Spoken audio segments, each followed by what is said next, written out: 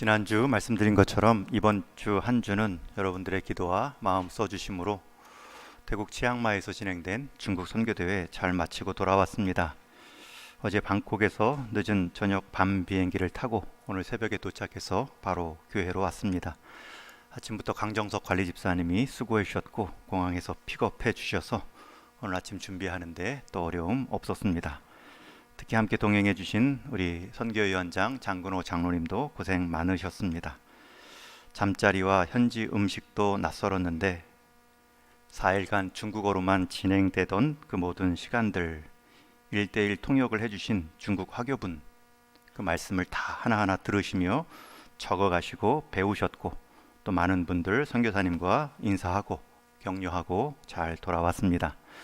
이번 대회는 90명의 중국 목회자들, 중국 대륙에서 오신 분들과 또 미국 화교분들, 미국에서 생활하는 중국 동포들, 또 한국 선교사님들이 하나가 되어 다음 세대를 위한 건강한 선교회를 만들자라는 취지로 모인 대회입니다.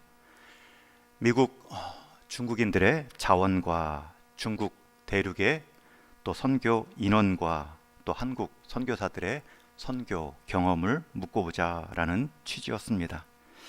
오랜만에 만난 선교사님들과 우리가 서로 자주 만나 인사할 때 쓰는 말 하나가 있습니다.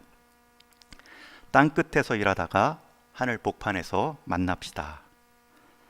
땅끝에서 묵묵히 주의 사명 감당하다가 주인 대신 주님 다시 오시면 우리 하늘 복판에서 우리를 맞아 주실 때 같이 그날 봅시다. 우리 선교사님들은 지상의 사역을 하지만 천상의 위로가 있다 믿으며 세상 변두리 같은 자리를 지켜가고 있지만 훗날 하늘 한복판 한중앙에 설 것을 믿으며 살고 있습니다. 오늘 함께 나눌 말씀은 사도신경 내용 중에 7번째입니다. 하늘에 오르사 전능하신 하나님 우편에 앉아 계시다가 저리로서 산자와 죽은 자를 심판하러 오시리라. 좀 길지만 세 단어로 승천, 좌정, 재림 이 세 단어로 묶을 수 있습니다. 예수님에 대한 마지막 사도신경의 신앙 고백은 바로 이 승천, 좌정, 재림입니다. 여러분 승천, 좌정, 재림은 다 천상 사역이죠. 선교사님들은 지상에 사역하고 천상의 위로가 있지만 예수님은 지상의 사역뿐만 아니라 천상에도 사역이 있음을 말씀합니다. 하늘에 오르사 전능하신 하나님 우편에 앉아 계시다 저리로서 산자와 죽은 자를 심판하러 오시리라.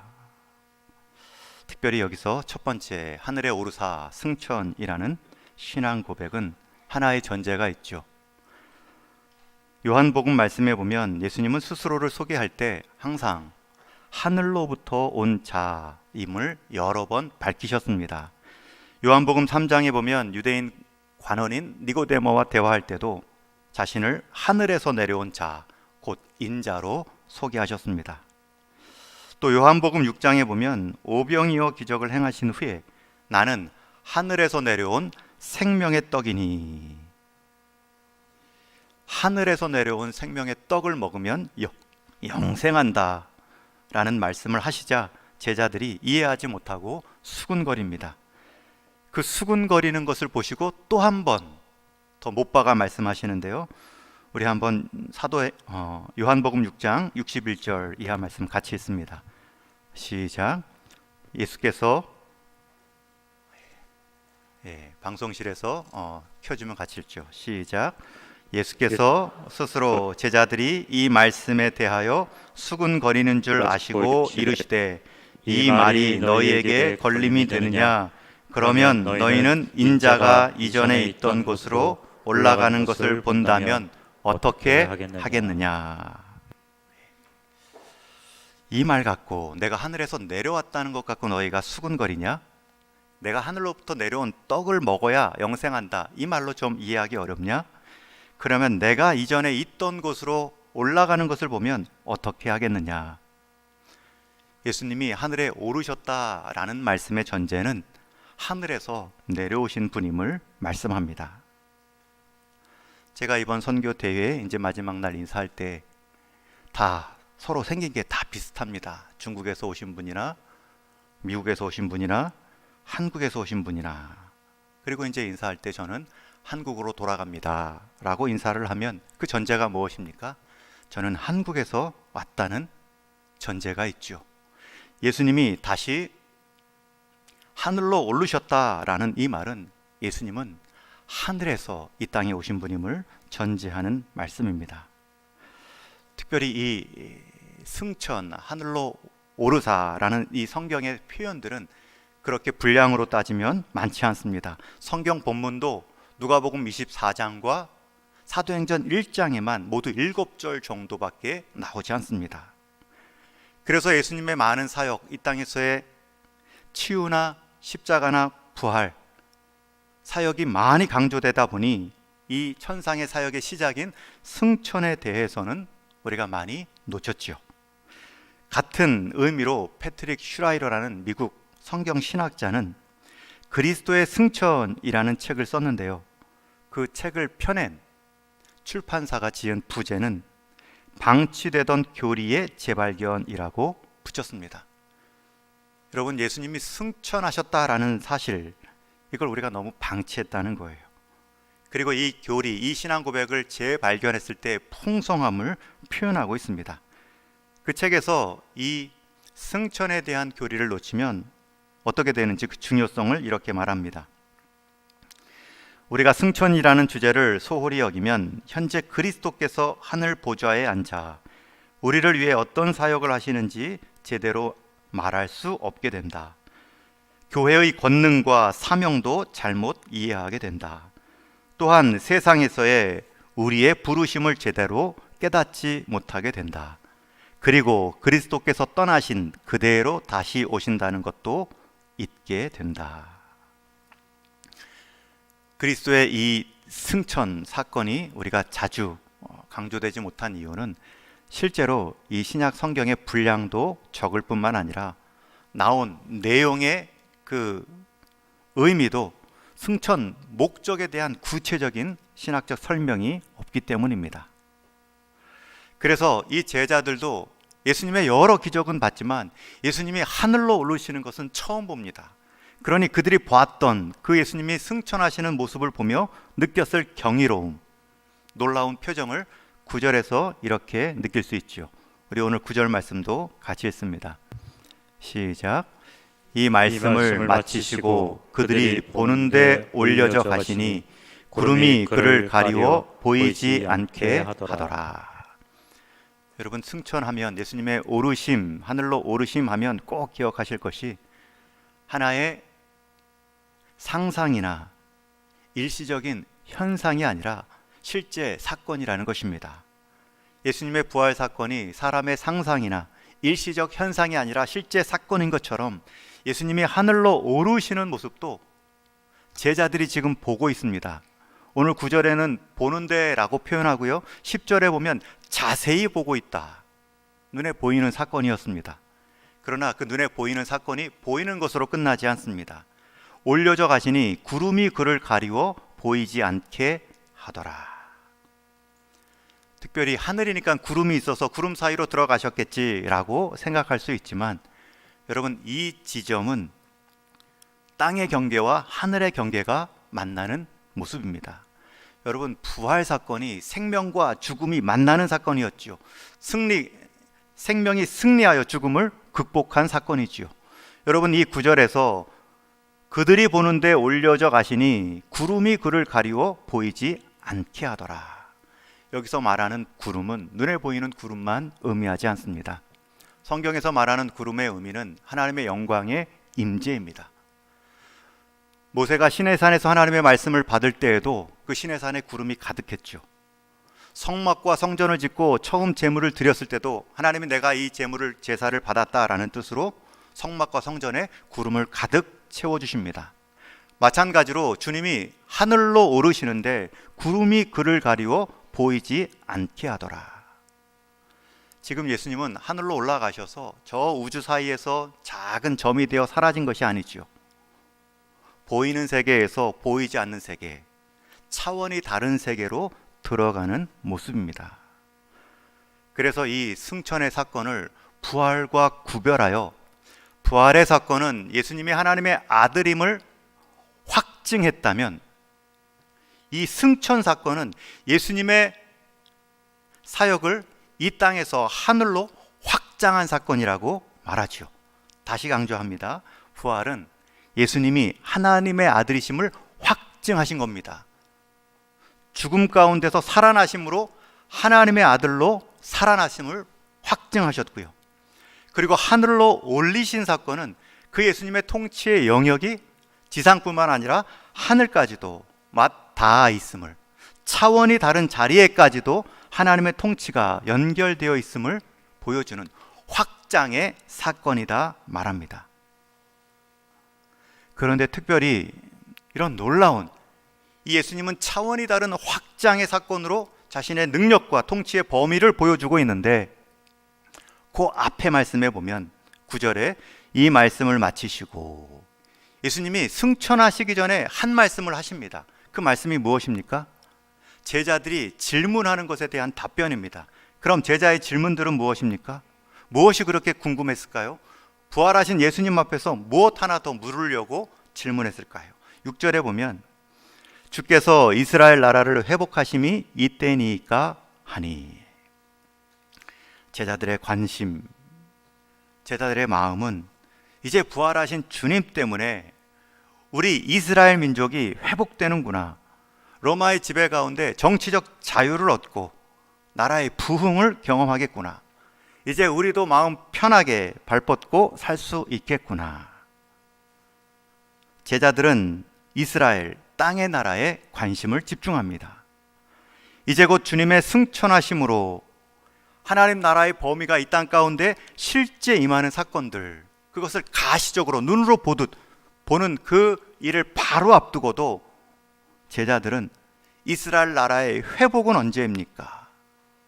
땅의 질문으로만 예수님께 나오고 있습니다.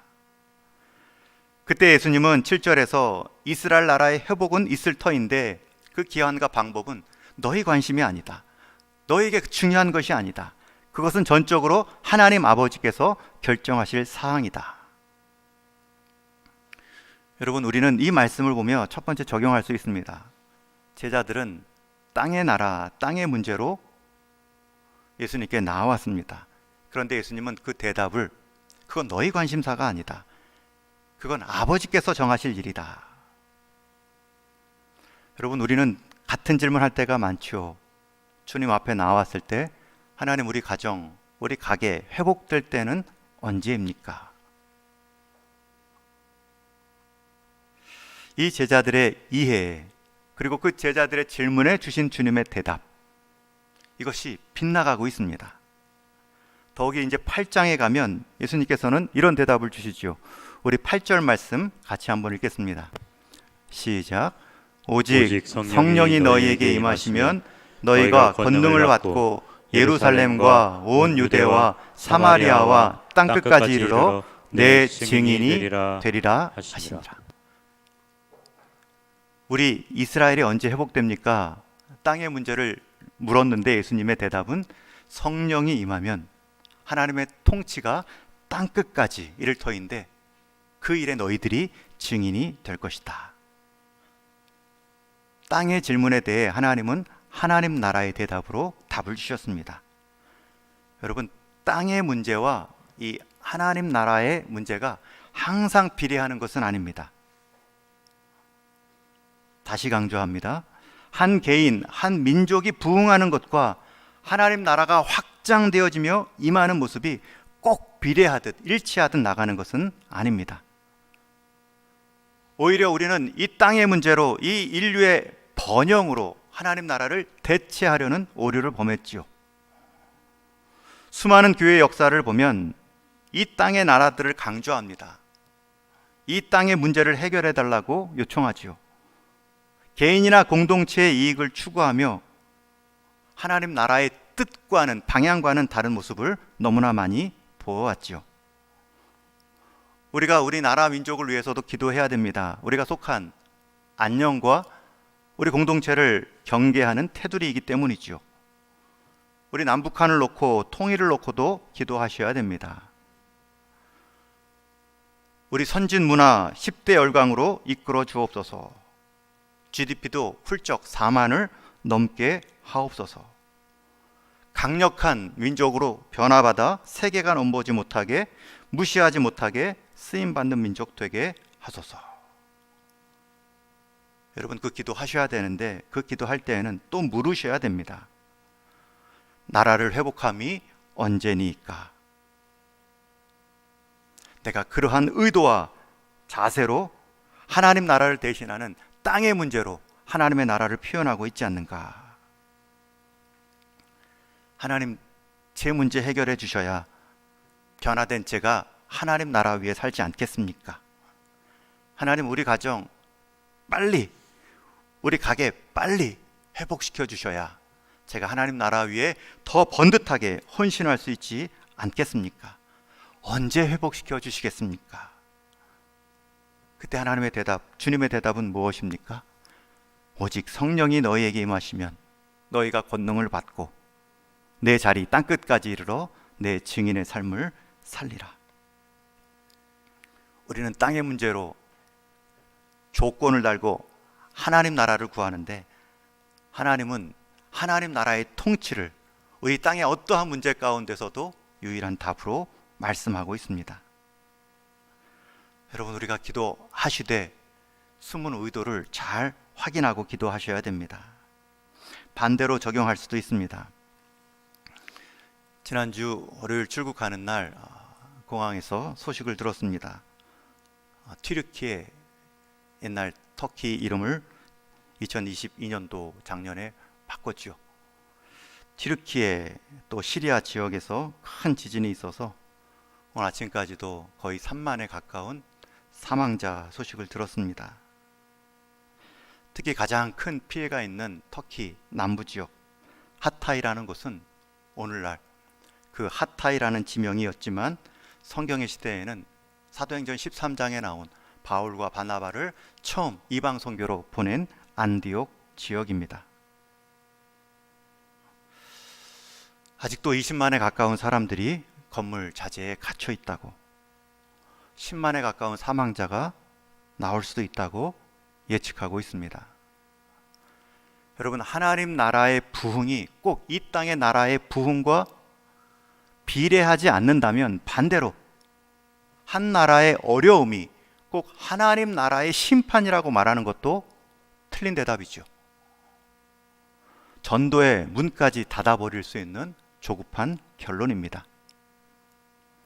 한 가정, 한 개인을 판단할 때에도 하나님 뜻대로 살지 않으니 그런 일을 경험하지. 그럴 수도 있는데 그렇지 않을 수도 있습니다. 그건 우리 몫이 아닙니다. 그렇게 고통받는 자가 있다면 위로하고 기도하는 것이 우리의 몫이죠. 그것이 성령 받은 자가 땅끝까지 하나님 나라의 통치와 위로를 보여주는 증인의 모습이죠. 다음 주 사랑 실천 주일인데 우리의 사랑의 대상이 넓어지면 좋겠다 기도하고 있습니다. 이 땅의 나라에 대한 질문, 관심을 주님은 승천 바로 전에 저 나라, 하나님 통치의 답으로 주셨습니다. 특별히 하늘의 오르사라는 단어의 하늘이라는 표현은 공간적인 의미가 아닙니다. 영어 성경에 보면 공간적인 의미를 뜻하는 스카이가 아닙니다. 예수님이 쭉 올라가시다가 안 보인 게 아니라 쭉 올라가시면서 새로운 차원으로 변화받은 것입니다. 그래서 예수님이 오르신 자리를 헤븐이라고 하죠. 헬라어로 우라노스, 한 영역, 통치를 말하는 범위입니다. 여러분, 이 말씀을 묵상하는데 얼마나 은혜가 되었는지요. 예수님이 쭉 올라가시는데 새로운 차원으로, 새로운 능력으로, 새로운 변화된 모습들로 제게 이렇게 묵상이 되었습니다. 제가 어렸을 때 형하고 제 친형하고 놀았는데 저와 5살 차이입니다. 그래서 초등학교 형이 6학년일 때 저는 1학년이었고 항상 형을 쫓아다니며 형 친구들하고 재밌게 논 기억이 있습니다. 그런데 가끔은 다른 동네 형들과 만날 때가 있죠. 내가 놀던 형들과 좀 분위기는 다릅니다. 어떨 때는 놀아주지 않는 것은 물론이고 괴롭힐 때도 있죠. 여러분, 그렇게 제가 어려움을 당하면 제 방법이 무엇입니까? 제 형 친구들, 저랑 잘 놀아줬던 형님들이 있는 그 그룹으로 제가 들어가는 것입니다. 그렇게 들어가는 순간 형님들의 힘이 제 힘이 되죠. 다른 동네 이웃 형들이 저를 더 이상 괴롭히지 못합니다. 여러분, 예수님께서 하늘로 차원이 다른 곳으로 들어가셨다. 여러분, 그것은 이제 우리 가운데 차원이 다른 통치가 가능하다는 것입니다. 이전에 예수님의 부활하심은 물론 벽도 뚫고 공간적 의미에서 자유로우셨지만 분명히 예수님은 부활의 몸을 입고 계셨기 때문에 이 땅 지상에서는 한 곳밖에 거주하실 수 없으셨습니다. 그런데 주님께서 보이는 세계에서 보이지 않는 세계로 들어가십니다. 성경에서 7절밖에 표현할 수 없는 이유는 천상의 사역에 대해서 기술할 사람의 언어가 없겠죠. 천상의 사역에 대해서 예수님을 묘사할 언어가 없었을 뿐만 아니라 묘사한들 우리가 이해할 수 있는 그릇이 못 됩니다. 그러나 우리는 충분히 예상할 수 있습니다. 지상의 사역도 우리를 위해 이렇게 풍성하셨는데 천상의 사역에서 주님이 얼마나 풍성하게 우리를 위로하실 수 있는가. 그것도 예수님의 통치의 범위가 부활이 확증이었다면, 통치할 수 있는 자의 확증된 사건이었다면 이 승천은 땅과 하늘, 보이는 세계와 보이지 않는 세계를 통치하시는 분의 확장된 사건임을 말한다면 주님의 떠나심, 주님의 하늘로 오르심은 그 하늘의 영광으로 이제 우리가 누릴 수 있다는 것입니다. 그래서 이어지는 말씀에 보면 하늘에 오르사 전능하신 하나님 우편에 앉으사. 여러분, 전능하신 하나님 우편, 하나님도 전능하신데 또 더 강조형인 우편, 오른쪽이라는 공간적 의미가 아니지요. 성경에서 오른쪽이라는 의미는 더 강함을 뜻합니다. 그곳에 하나님께서 앉으사, 여러분 좌정하셨다.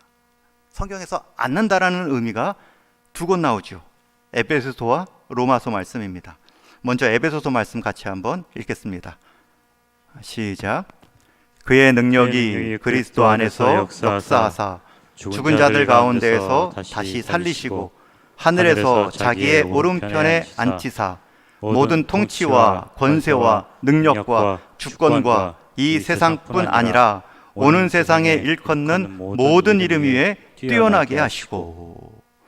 여러분, 분명히 차원이 다른 통치입니다. 이 세상뿐만 아니라 오는 세상에 오는 모든 이름 위에 뛰어난 권세와 능력, 그것으로 주님이 우리를 돌보십니다. 통치하십니다. 길을 열어주십니다. 잘 대해주십니다. 하나님의 뜻을 막고자 하는 그 세력들을 치워주십니다.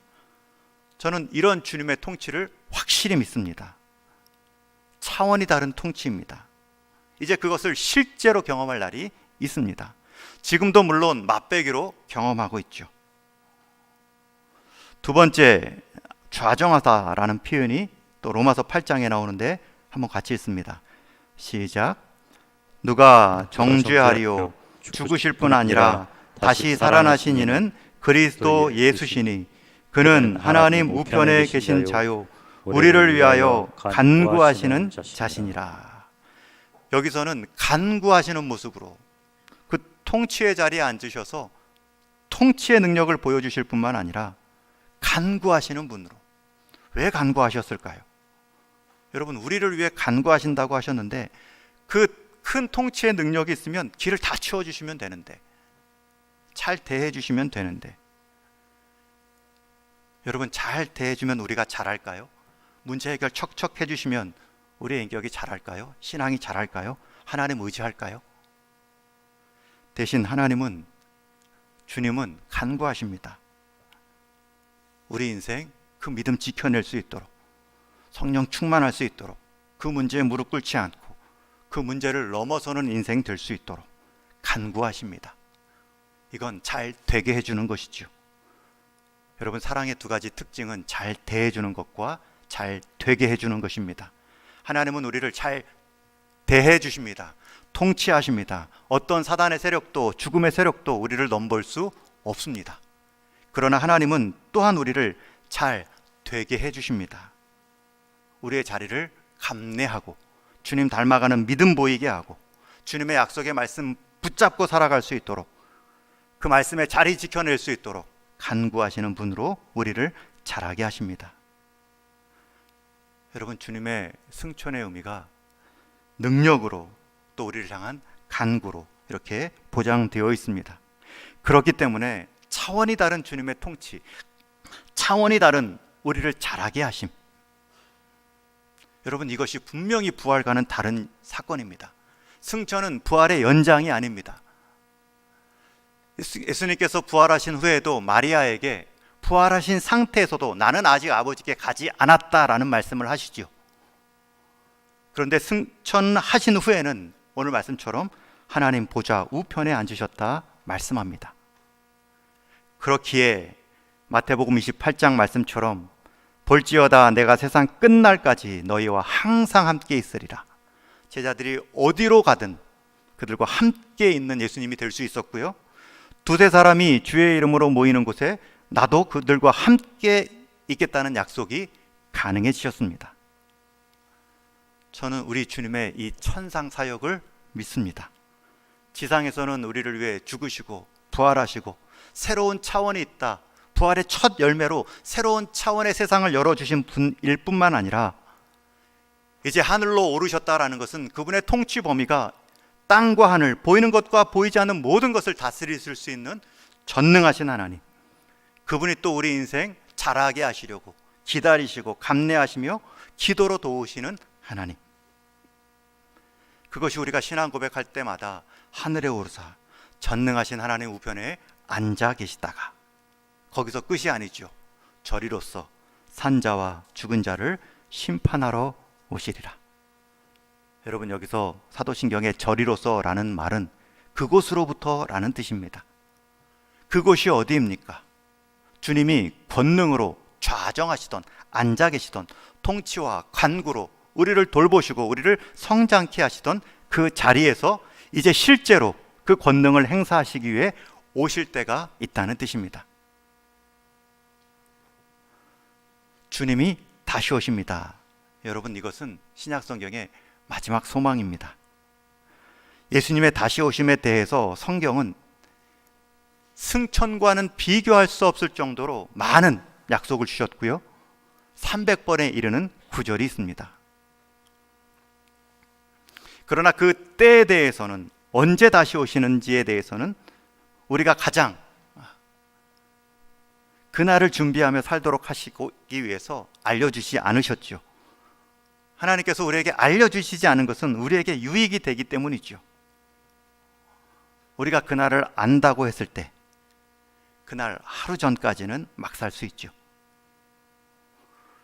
여러분, 우리에게 그날이 있다는 것, 그리고 그날이 오늘이 될 수도 있다는 것, 매일을 소망의 날로 살 수 있다는 것입니다. 주님이 다시 오신다는 것, 가셨을 뿐만 아니라 그 권능의 주님께서 다시 온다는 것은 우리를 향한 사랑 고백입니다. 우리가 함께 고백한 예수님의 승천, 또 좌정, 그리고 재림 역시 우리를 향한, 내가 이토록 권능의 주이다 오르셨고요, 내가 이토록 너희를 세심하게 돌본다 좌정하신 분이고요, 내가 이토록 너희를 다시 보고 싶다 재림의 주로 약속하신 예수님입니다. 지상 사역도 우리 생명을 살리셨는데 천상의 사역도 우리 그 살아난 생명이 더욱 생명력을 누릴 수 있도록 우리를 통해서 또 다른 통치와 또 다른 세계가 있다는 것을 보여주시기 위해 우리를 증인 삼아 주신 삶의 목적을 갖고 있습니다. 저와 여러분이 신앙 고백의 내용이 바로 그러한 표현입니다. 제가 이제 말씀을 맺기 전에 준비한 사진 몇 장이 있습니다. 지난주에 있었던 4일간의 중국 선교대회 사진인데요, 여러분들이 궁금해 하실 것 같아 사진 몇 장을 조심스럽게 찍어왔습니다. 원래는 모든 집회 전후에 다 핸드폰을 반납하고 나갈 때 찾아갑니다. 첫 번째 사진을 보시면 대회장 장소입니다. 다 빠져나간 후에 뒤쪽이고요. 또 앞쪽 사진도 있는데요. 모임 장소입니다. 그리고 중간중간에는 핸드폰을 제출했기 때문에 찍을 수 없었고, 마지막 날 제가 조심스럽게 그 분위기를 좀 느끼게 해드리려고 우리 성찬식 사진을 찍은 사진이 있습니다. 한 90여 분이 같이 성찬식에 참여한 모습이고요. 또 중간에 중국 서적이 있죠.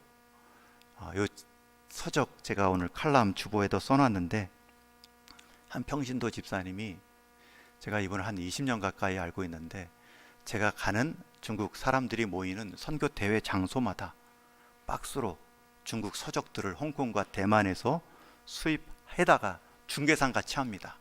크게 이윤 남기지 않고 운송료 정도만 받고 중국 대륙에서 온 분들 구할 수 없는 책들을 보급하는 사역을 하고 계십니다.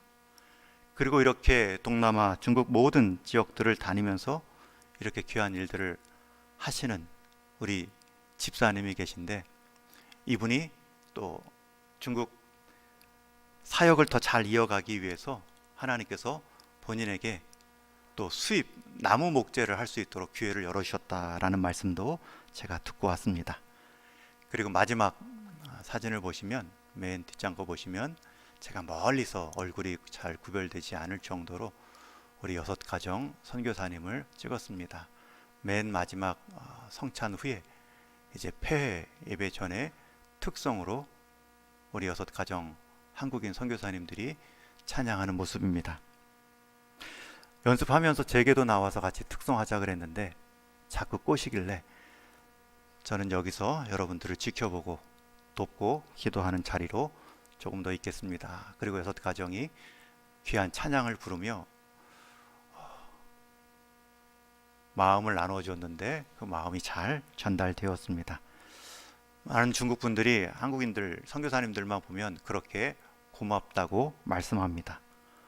왜 당신들이 이렇게 중국도 미국도 다 다니면서 동원해서 미국의 자원과 중국의 인원을 묶어서 한국교회 선교사님들의 경험을 통해 선교하시렵니까? 왜 이 귀한 헌신을 하십니까? 선교사님들의 대답은 한 가지뿐입니다. 주님 다시 오심을 믿기 때문에 땅끝에서 세상 변두리에서 살다가 주님 오시는 날에는 하늘 복판에서 함께 영광스러움에 참여함을 준비하기 위함이죠. 여러분, 그 소망이 선교사님들에게만 있지 않습니다. 여러분도 성령 받아 다 여러분의 삶의 현장으로 파송받은 이 땅의 일상의 선교사들이십니다. 타민족, 타문화권으로만 가신 분들이 더 뛰어난 선교사가 아닙니다. 그것은 제가 선교사 출신이기 때문에 감히 말씀드릴 수 있습니다.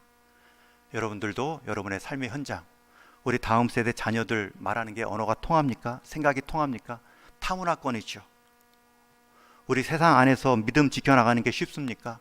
타문화권보다 더 어려운 환경에 여러분들이 신앙 지켜가고 있습니다. 그럼에도 여러분들 그 날의 마지막 끝을 상상하십시오. 오늘 이제 마지막 본문의 내용은 그 약속을 받은 남은 제자들의 모습입니다. 여러분, 마지막 절 12절 이하 14절 말씀까지는 승천하신 예수님을 본 제자들의 모습이 무엇입니까? 14절 하반절에 더불어 마음을 같이하여 오로지 기도에 힘쓰더라. 여러분, 무엇을 기도했을까요? 부활하신 주님도 놀라운데 승천까지 하셨어요. 이 뜻이 무엇입니까? 라고도 기도했을 수도 있고요. 그 차원이 다른 존재로 이제 차원이 다른 통치를 보여주는데 우리가 가장 차원이 다른 그 통치의 권능에 힘입어 살게 해주십시오. 여러분, 그리고 나서 성령 받아 2장부터는 새로 지상에 살고 있지만 천상에 사는 제자들의 모습을 볼 수 있습니다. 여러분, 우리가 말씀을 들었다면, 이런 신앙 고백을 했다면 이것이 내 삶의 실제가 되게 해 주십시오.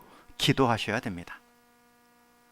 그것이 우리가 이 마지막 때를, 이 타문화권과 같은 여러분의 삶의 현장들을 선교사의 삶으로 살아갈 수 있는 비결입니다.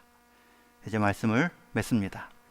예수님이 승천하셨다라는 것은 부활이 예수님이 하나님의 아들이심을 확증하셨다면 승천은 그 예수님의 통치의 범위가 하늘까지도 맞닿아 있음을 확장시켜준 사건입니다. 두 번째는 이 승천 사건은 보혜사 성령을 보내주시기 위함입니다. 예수님이 육체의 형태로 계셨다면 부활의 몸일지라도 중동의 한 지역에 소수의 사람들과 계실 수밖에 없었지만 승천하심으로 예수님은 이 땅에 성령으로 모든 사람들에게 또 다른 삶의 능력과 증언을 감당케 하실 수 있었습니다. 저와 여러분도 마지막 날 우리 하나님 앞에 이 동일한 기대와 소망을 가지고 주님 한복판에서 만날 수 있습니다. 선교사님들의 꿈이 아니라 여러분의 삶의 현장, 누구도 알아주지 않은 변두리 같은 내 삶에서도 내 신앙 지키고 그리스도를 증언하는 삶을 통하여서 하나님 앞에 섰을 때에는 가장 한복판에서 만날 수 있는 은혜를 통하여서 우리 주님의 사랑을 땅에서나 하늘에서나 변함이 없이 우리를 지키시고 보호하신 그 하나님의 사랑을 경험하고 증언하는 우리 동인교회 모든 성도님 되기를 주님의 이름으로 축원합니다.